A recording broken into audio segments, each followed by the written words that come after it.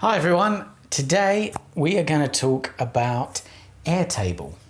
Now, I've introduced Airtable in a previous video, but today we're going to have a much deeper dive into what it is, how it works, and how you should use it. So, let's get into it. Okay, so let's start taking a look at Airtable and how it works. Now, when you first start up Airtable, you'll see a screen that will allow you to pick the database that you want to start looking at. Now, for simplicity's sake, I'm going to use terminology that you're going to be familiar with. Obviously, Airtable uses its own terminology that can be a little bit confusing.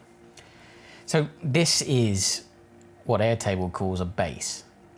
But essentially the way to think of it is that it is a collection of databases. So these tabs at the top basically all correspond to separate databases within that collection. They can all have dependencies on each other, so you can pull data from certain tabs into other tabs and databases. So what we're looking at now is a dummy template. This is essentially just a real estate listings manager example. So what you see when you come into this view is all of your data sitting in the middle of the screen. On the left-hand side, you see different ways of manipulating that data. So I can go into, say, a gallery view and watch all of my data entries be displayed as little cards like this. I can then move the cards around, do cool stuff like that. I can also go into a Kanban view, which for the project managers of you, this is an incredibly useful tool. As you're moving along the process of, in this case, purchasing a home, you want to be able to say, well, actually, 822 Fennel Road has just had an offer made. Boom, now it goes over there. I can follow the process as it goes along. Now, this is great for working with a team because someone may take a tag, someone may take a record and move it into the next field without you having to be aware of it. So if I go and make an offer now on 565 Elderflower Lane, I can just tag it as that I've made an offer. I don't need to tell you specifically, hey, do you know what? I've just done this. I don't need to take up your time with that because you're working from the same source of data, the same database. You can just look in and check and see, this is now moved into this field. Great, I know that's happening. Another view is the calendar field. It's quite self-explanatory. And then you also have a form view. Now the form view is incredibly useful because it allows people to input data into your database very easily. And you can embed this form on your website. And we'll go into that in a little bit more depth later on when we specialize on non-profits and what that means.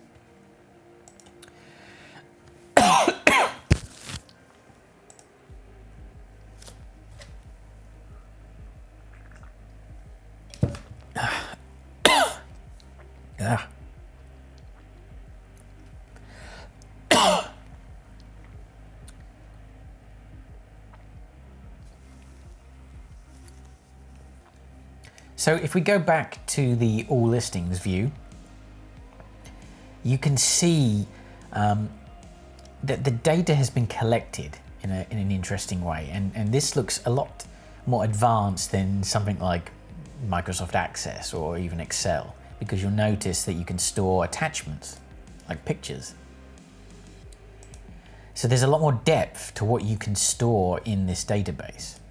I can create contact cards for people with all their details and every record, including this cute cat, connected to these people. I can store phone numbers, I can store email addresses, websites. I can create drop downs similar to what you saw in the Kanban view.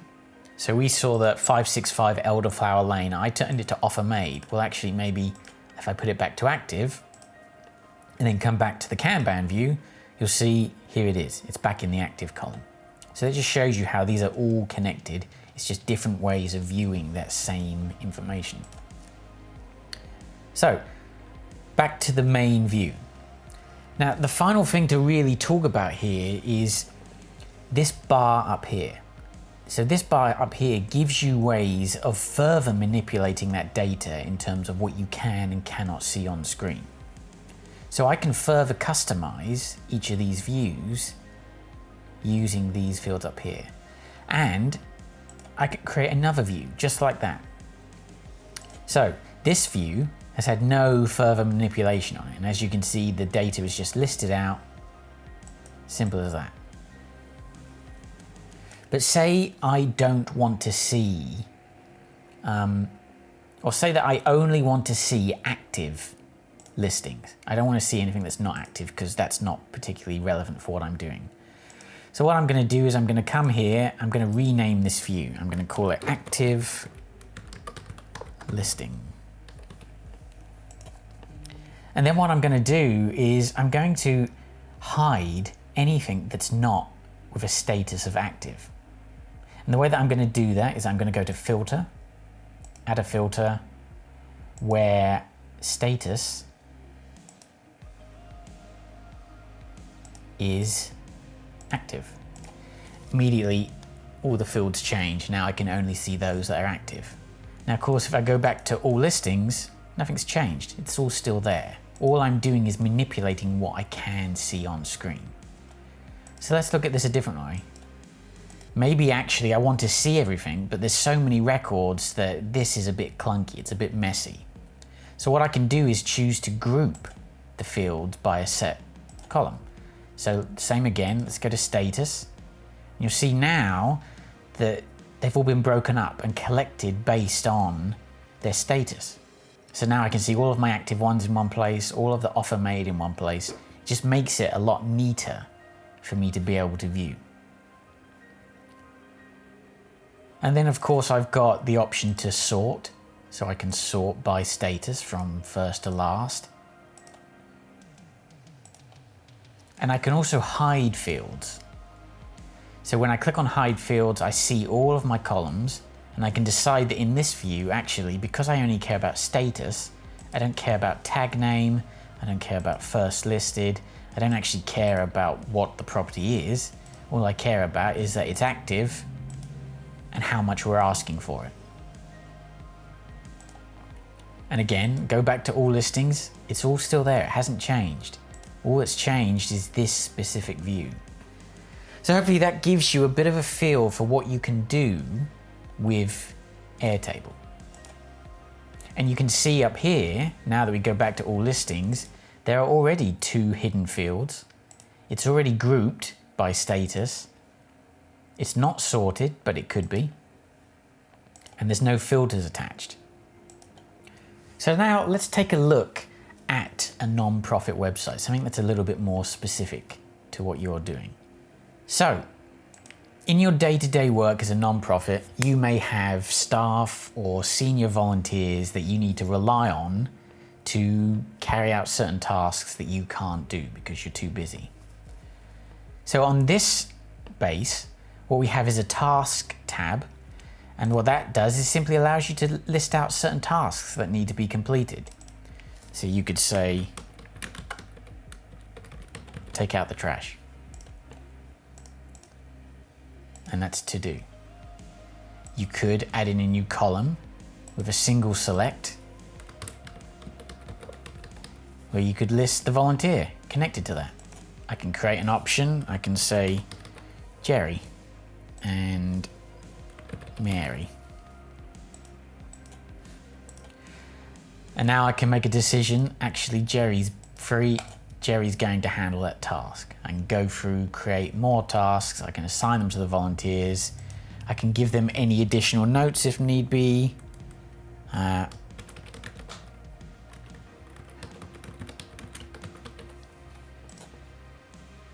I could have Jerry have access to this database, and Jerry could come in the morning and could see.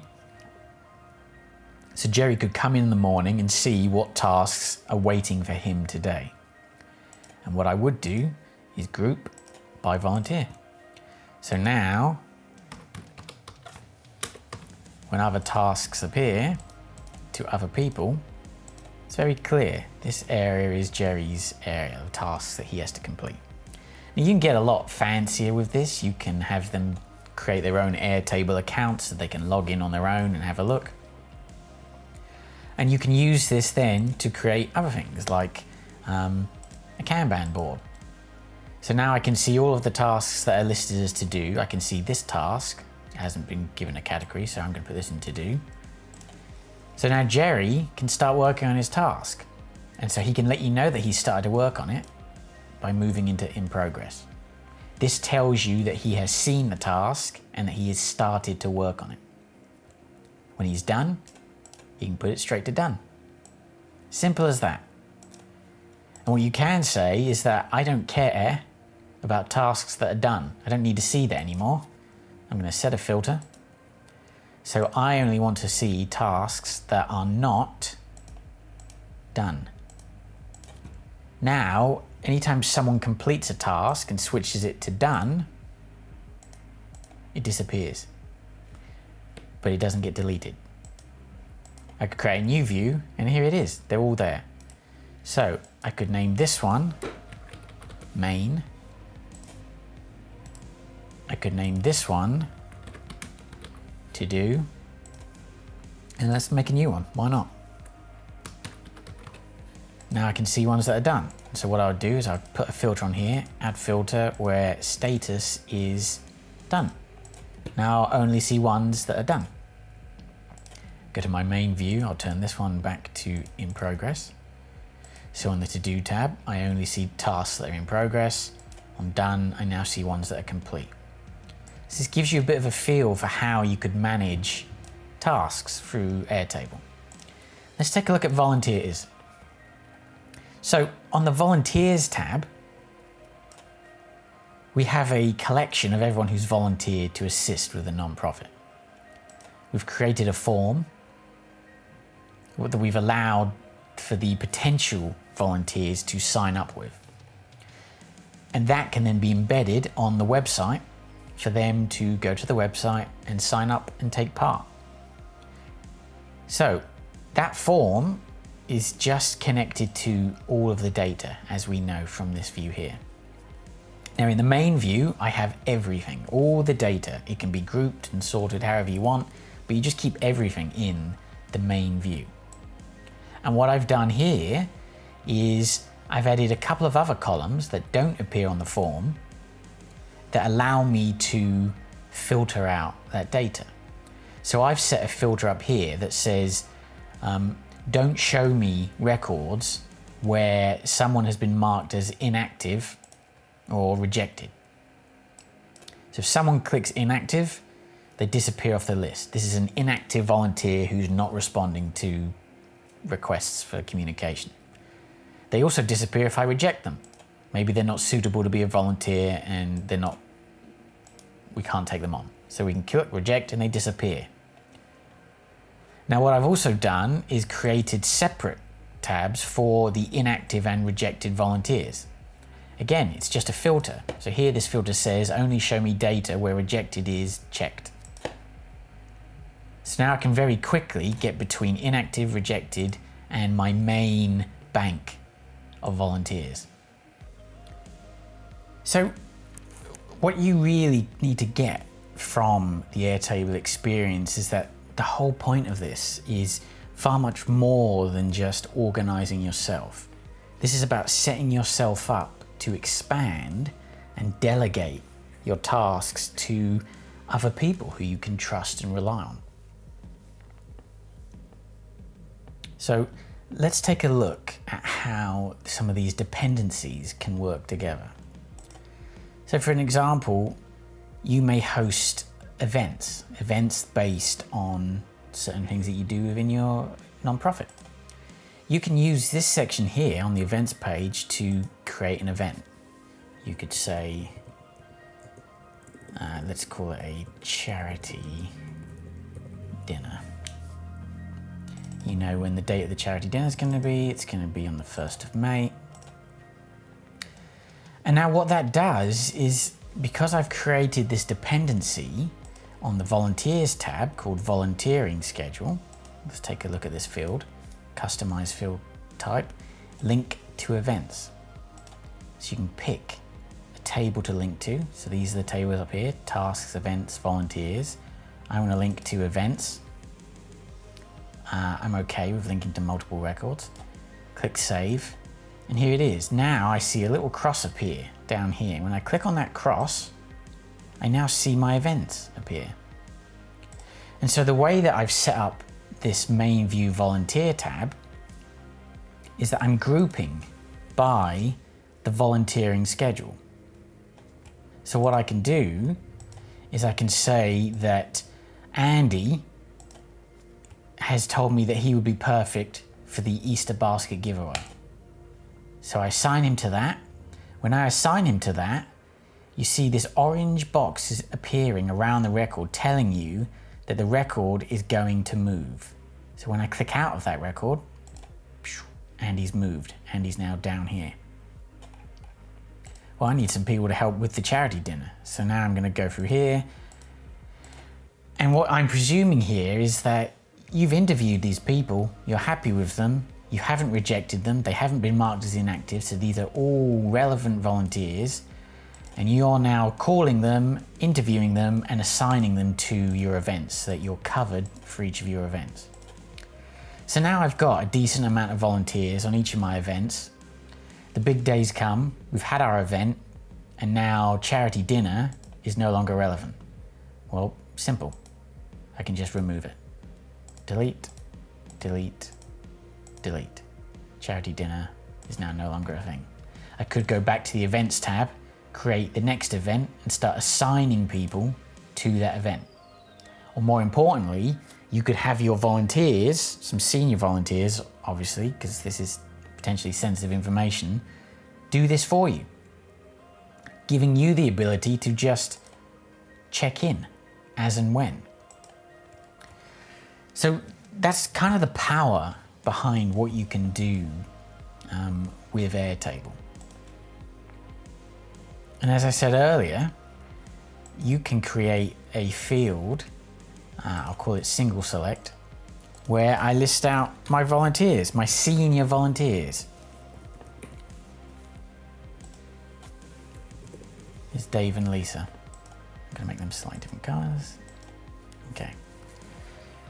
So now, as the CEO, as the person in charge, you can go through this list of people who've signed up to volunteer, and you can start assigning it to your senior volunteers. So you can say, well, Lisa, you're going to be in charge of these ones.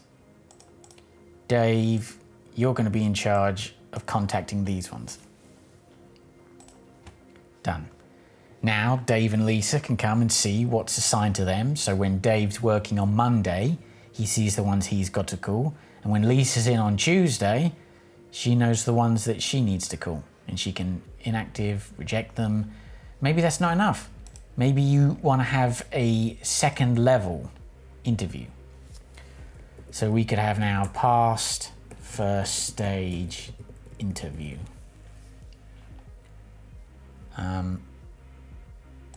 And we'll make it as simple as yes or no. Now at the minute, there's no validation on this field. So nothing happens when people check them. Maybe that's actually perfect. Maybe that's what you want. Maybe you don't want anything to disappear, because this tells you that the volunteer has made contact. So if we know these are passed, the assumption is if they don't pass the first stage interview, they're going to be marked as rejected. So any that aren't ticked are now waiting to be contacted. So this helps Lisa keep track of the ones that she's calling. It helps Dave keep track of the ones he's calling, but it also tells you as one of the owners, what have they done? What have they got up to? Okay, great. This is where we are. So now what you may want to do is have a second stage interview with these volunteers. So in this situation, you'll see that this has been marked as ticked. So Daria is ready for her second stage interview. Now maybe Lisa arranged for that interview, maybe she didn't, maybe you're just going to call them when you're ready. Well, you've got the phone number, you give them a call, you have a quick chat to make sure that you're happy with them, and you're over the moon. They sound like a great volunteer. So now maybe you need to put another flag in. And again, it can just be a yes or no. Approved. You've approved Daria. You spoke to her and you said, yep, she's great, she'll do. So now you've marked approved. So now what you could explain with Lisa is the process is that now this comes back to Lisa. Now Lisa sees this has been approved. She can now get in touch with Daria to book her in to volunteer for the first time or be inducted. There is actually a little column here for that. So maybe she's coming on the 17th and she's going to come in at 11 a.m. Now we know. Now we know when she's coming in and it's on the calendar. So now the calendar can show us when the volunteers are coming in. So hopefully that gives you a bit of a feel for what you can do. This really is process driven. So you really start to think about, how does this work for you? How does this need to work? What can you achieve? What can't you achieve? And that's just looking at volunteers. So let's just recap this. So we've now got the website as the point of capture where people can volunteer. We've now developed a process where we've got some senior volunteers who have access to Airtable, who can now be trained on using Airtable and the process that you want to implement. And then you can have them run it, putting you in a position to just check and be overseeing what's going on and what's happening, allowing you to focus on much more important activities going forward, like building the nonprofit and fundraising. So that does it, I think, for the introduction. You've got the same kind of feature of donations. You've got the form on the website where people can make a donation. They can decide that they're going to drop off food. They can pick the time that they're going to do it. You've then got your check boxes for maybe Lisa or Dave that they can check, yep, I've collected it, I've got the money. And Lisa and Dave at the same time ask them, do you need a tax receipt? Answer was yes. Okay, great. Now I know that. Now I need to know exactly what was donated. 2 bags of clothes. Okay. What we also need to know is the address of that person. So now that could be added to the form. So what we'll do here is we'll create a column and we'll call it address. We'll make it long text because there's multiple lines of text to it. And we could set a separate field for city, town, zip code, whatever, but let's just call it address for now. I can then go to the form. Address has now appeared in the fields. I can pick where I want the address to go. So I'm going to put it to appear after name, but I'm also aware that putting an address field could put people off of donating because they're going to think, well, why am I having to give my address out? So what I'm actually going to do is I'm going to make this a conditional field. It's only going to appear when certain fields have been filled in. So I want to know, see, I need to put this one in. Do you need a tax receipt?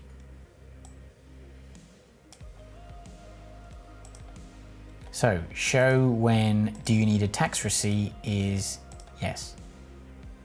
And I can put some text here. This is for the tax receipt. I don't like that now. I don't want it to start off with, do you need a tax receipt? It doesn't feel right to me. So I'm actually going to move this right down to the end. But now to have an address field appearing higher up in the form doesn't make sense. So I'm going to put that after tax receipt. Now, if I open that form, I can take a look, see how it looks. Here it is.